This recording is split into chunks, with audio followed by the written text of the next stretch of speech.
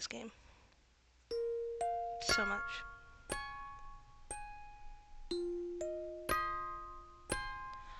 人の心はとてもやわくて一握りの砂のようなものなの。 The human heart is soft like a fistful of fine sand. The soundtrack's so good. だから So 触れる時には気をつけなければいけない。 you must be very careful with how you handle it.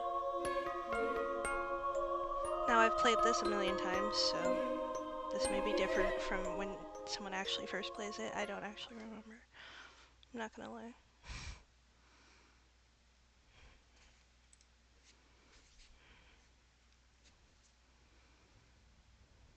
Huh.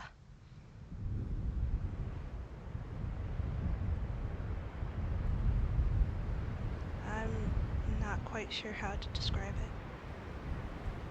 I never imagined my wish would come true.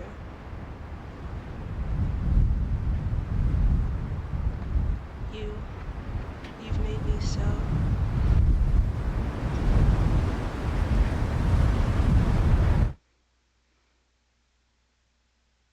happy.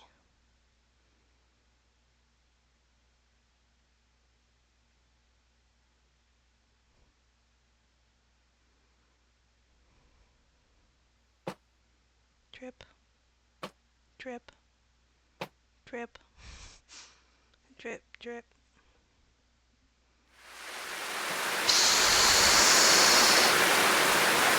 It's just rain. It started to rain. What a way to start a game, honestly.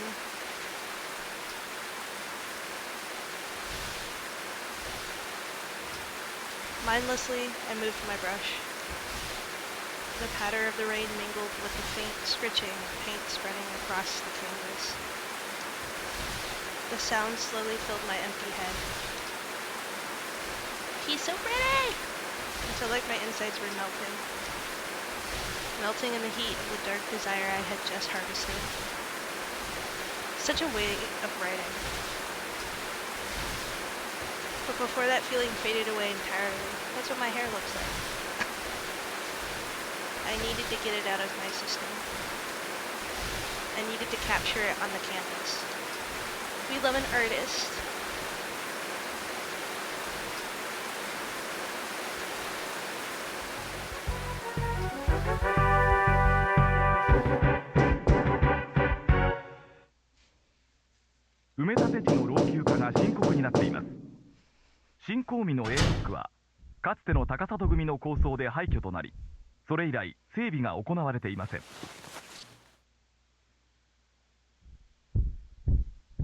Oi. Oi. Hey. Oi. Hey. Toa's like, why? 起きろ。 Wake up. いつまで寝てるんだ。 I swear you sleep too much. As he stretches. A familiar deep voice spoke into my ear, summoning me back to the waking world. Was it morning, or closer to noon, or was it later than that? I'd slept like the dead, and my perception of time was shot. Real. I lifted my head from the sofa where I lay face down. My eyelids were practically glued shut. Blinking, I forced them open. What time had I gone to bed last night? Definitely sometime past midnight. Real. At some point, I had passed out on the sofa. Where he always passes out. もう昼だぞ。出勤時間はとうに過ぎてる。It's already noon, pal. Your shift started hours ago. At this, I sluggishly pushed myself up into a sitting position. Hi, Taku. The other man peered closely at me, exuding orange smoke. This is Murase Takuma, or Taku for short. お前な。 You know, I keep 常 wondering, 々思ってるんだが。 do you even give a 本 damn about 当 this に job? 働く気があるのか。ああ。 Yeah? おい。 Hey! ちゃんと目を見て返事しろ。 Look me in the eye when you speak to me. Oh, fuck off. I looked up into Taku's reproachful eyes. Me. His brow was furrowed deeply. あるって I said yes, me. Real. As I spoke, I grabbed a pack of cigarettes off the coffee table, pulled one out, and put it between my lips.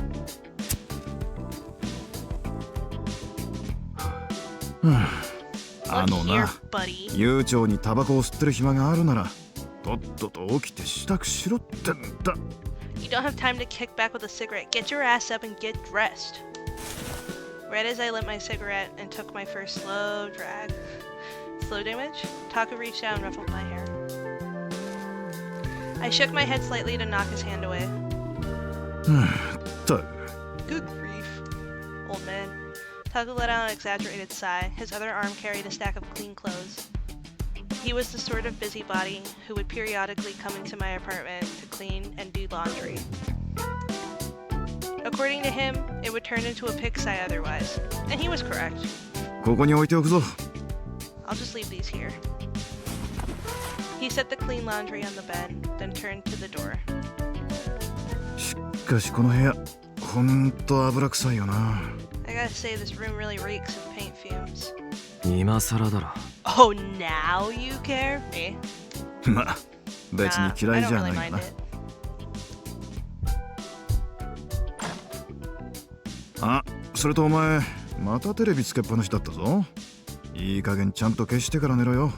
Oh yeah, and another thing, you keep leaving the TV on. You need to turn that crap off before you go to sleep. 多分な I'll try. 多分ってなんだ。 You'd better. それじゃ、下で待ってるぞ。 Anyway, I'll be 早く来いよ。 downstairs. Hurry down, alright? And with that, he left.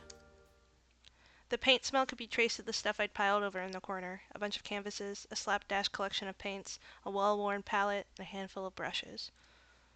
A forest of rectangular canvases, a disorganized pile of paints, old worn-out palettes and brushes. But the fumes didn't bother me, or maybe I was just used to them by now.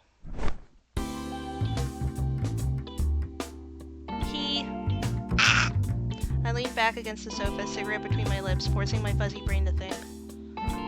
What happened yesterday? I bit back a yawn. My body felt like lead. He's so pretty.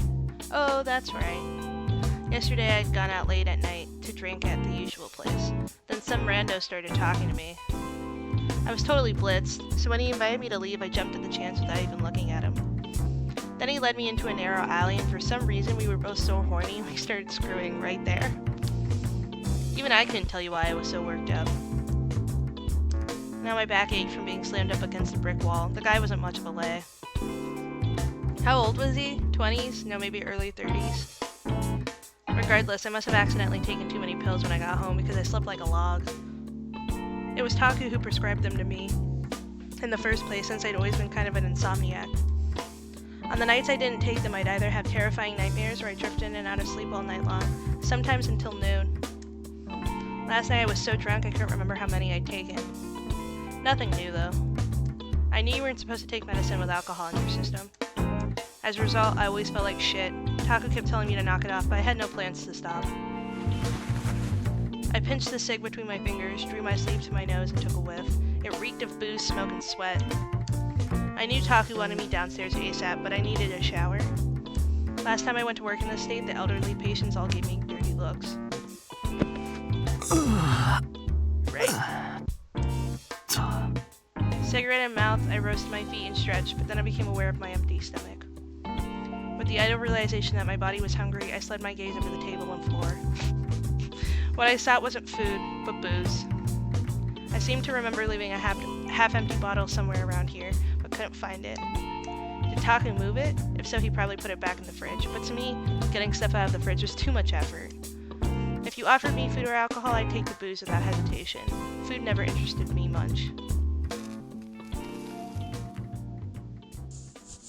With nothing to drink, my only option was to take one last drag, then crush my cigarette in the ashtray.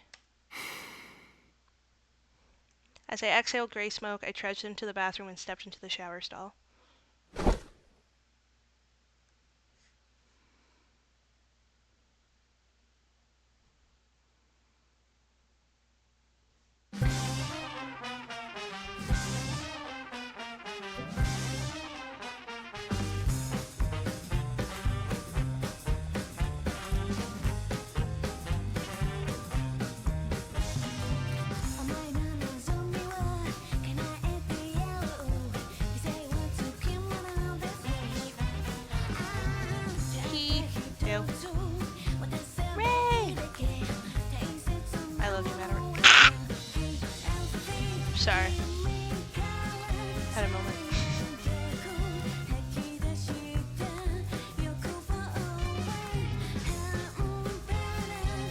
I am the Fujita fan.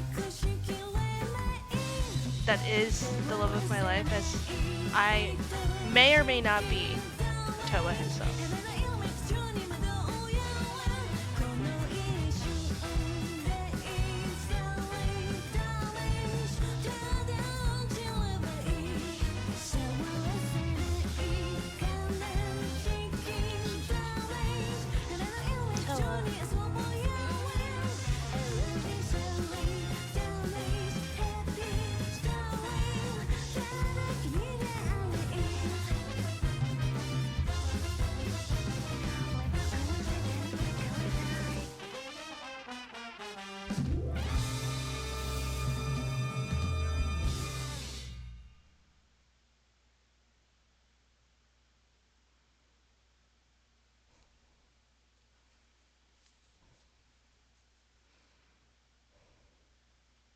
Tokyo in the year 22.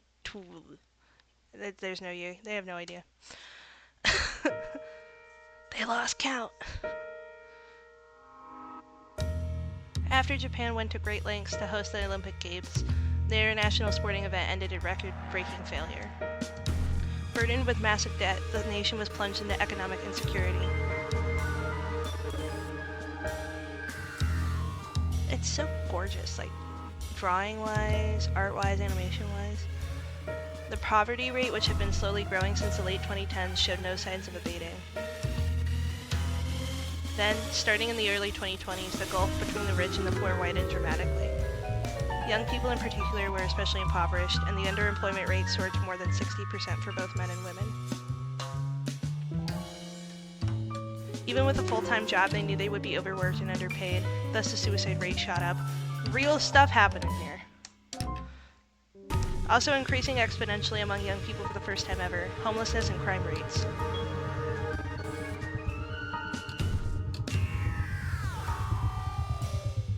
The nation of Japan was visibly heading into decline.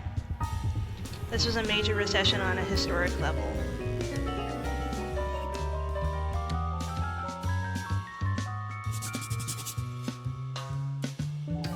The one outlier was Shinkomi.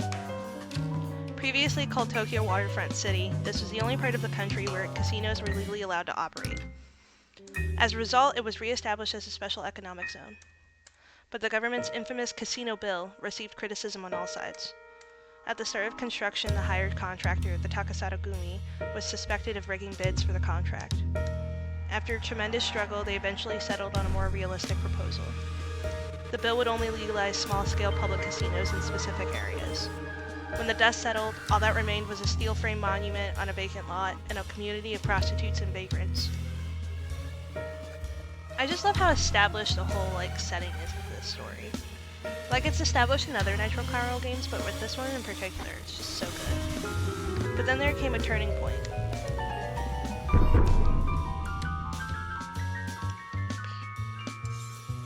The leader of the Takasada Gumi, Takasada Rujito, offered to buy the whole thing and take over operations. Everyone assumed it would end in failure, but as it turned out, he received a great deal of funding behind the scenes.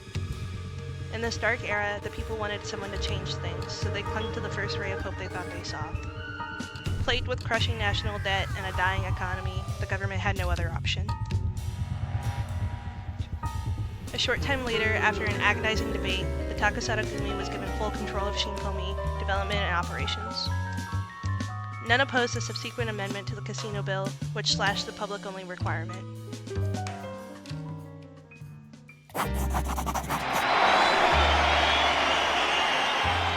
A year later, the city was overflowing with people in pursuit of liberty and money. Lured in by the all-encompassing resort facilities, international tourism increased by 60%. And so Shinkomi became known as Japan's biggest casino resort. Office buildings and recreational attractions sprang up one after another, creating a massive entertainment district. Next came the residential and business districts, and after that, Shinkomi became the one bright spot amid the devastating depression. Meanwhile, it required a certain amount of aggressive force to control a world full of unspoken rules. As Shinkomi brought Japan's economy back to life, the Takasada Gumi began to expand the control. Eventually, when the tacit threats stopped working, the government designated Shinkomi as a special administrative region. After that, the Takasaragumi essentially had their own little nation that they could govern as they saw fit.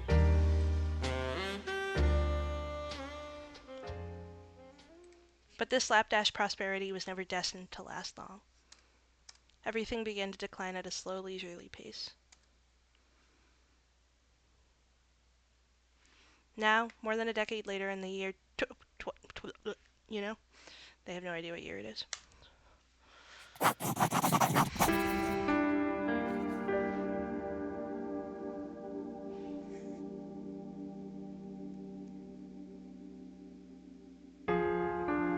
The generation born during the decline of the early 21st century were henceforth called hapless children. Day in and day out, they traveled to the business district, either to forget their chronic depression or earn enough money to eat that day. The casino industry was still thriving, but the bubble had burst. And as Shinkomi started to decay, criminal activity became more common. Nevertheless, with one last shred of hope in their hearts, they lingered in this lawless town.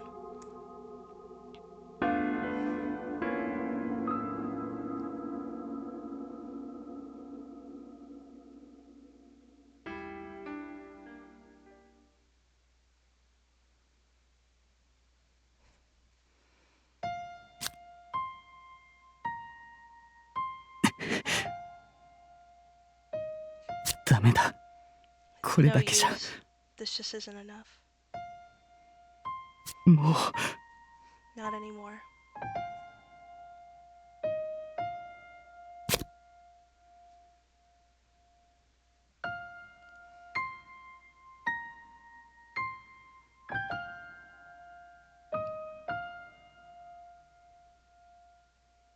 Phrase. What a place to stop. Well, once we get past the beautiful flower picture.